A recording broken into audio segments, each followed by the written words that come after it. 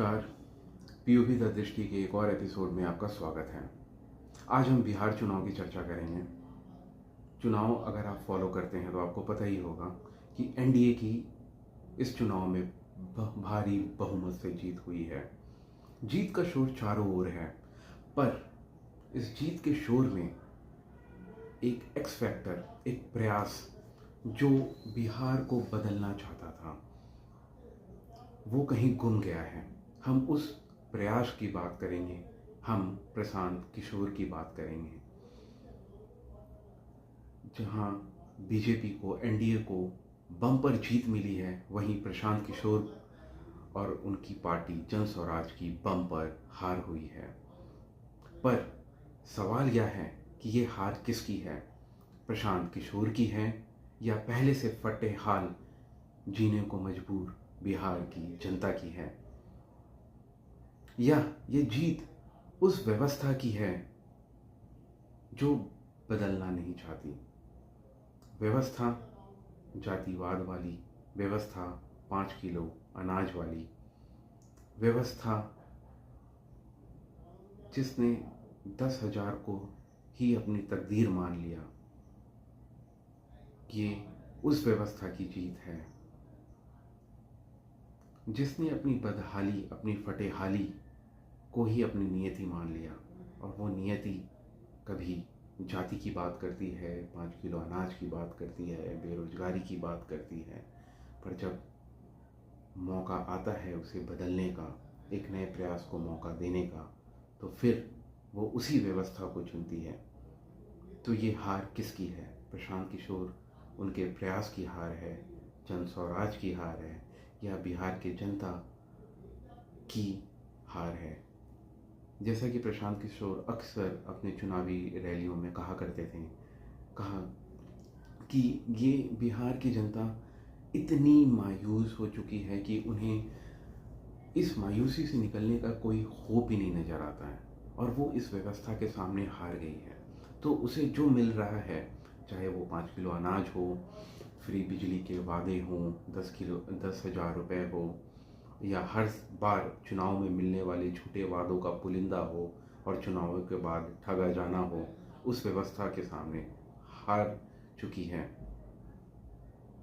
या ये प्रशांत किशोर के प्रयासों की हार है, या बिहार की जनता अभी उन्हें और जांचना, परखना चाहती है और समय देना चाहती है? ये किसकी हार है? इसका आंकलन आने वाले समय में तो होगा ही, समय समय पर।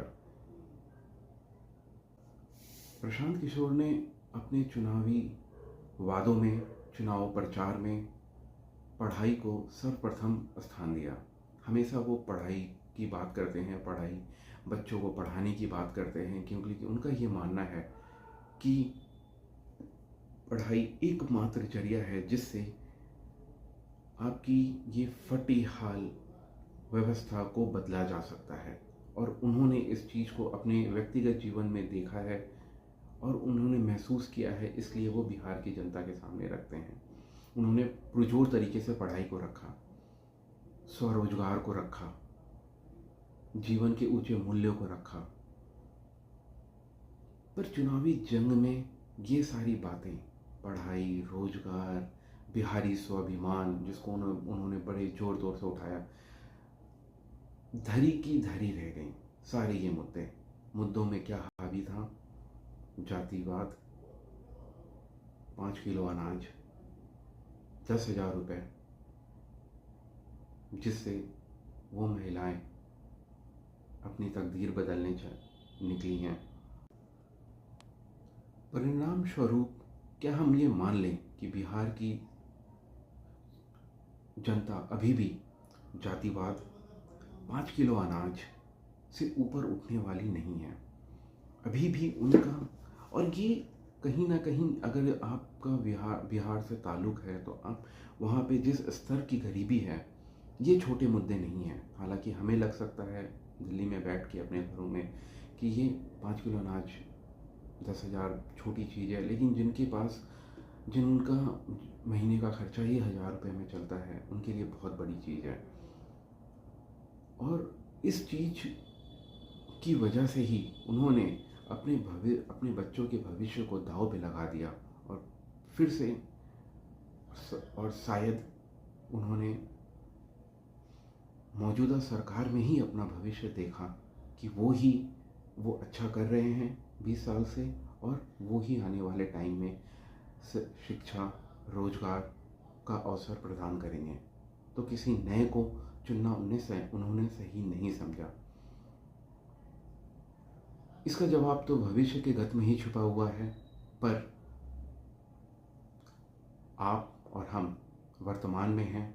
वर्तमान में हम इसका आंकलन कर सकते हैं, सोच सकते हैं, समझ सकते हैं, समझा सकते हैं कि ये राजनीति किस ओर जा रही है,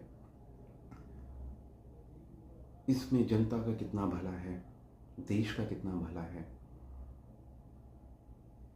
मुद्दा ये नहीं है कि प्रशांत किशोर चुनाव हार गए, पर मैं इलेक्शन डेटा देख रहा था, जिस तरीके से वो चुनाव हारे हैं, उनके कैंडिडेट हारे हैं, कई जगहों पे उनके कैंडिडेट्स को नोटा से कम वोट आया है। तो ये मान सकते हैं हम कि वो अपनी बात को बिहार की जनता के बीच ले जाने में असफल रहे हैं। उनका जो कैंपेन था वो सिर्फ डिजिटल मीडिया पर ही आधारित था, धरातल पर वो उनकी पकड़ नहीं थी। ऑफ कोर्स नहीं होगी, स्वाभाविक है, नए कैंडिडेट हैं, नई पार्टी है, 2 साल पुरानी पार्टी है, अभी 3 साल से वो पदयात्रा कर रहे हैं, पर शायद उन्हें वो जिस व्यवस्था को बदलने आए हैं और जिस माटी का कर्ज उतारने की वो बात कर रहे हैं, उसके लिए उन्हें अभी और जूझना पड़ेगा। अब ये तो आने वाला भविष्य ही बताएगा। इंतजार रहेगा बिहार की जनता आने वाले समय में किसको चुनती है, पर अभी के लिए एनडीए को मुबारक हो, बिहार की जनता को मुबारक हो और उनके अच्छे भविष्य की कामना करते हैं। धन्यवाद। पीओवी द दृष्टि में एक बार आपका फिर स्वागत है।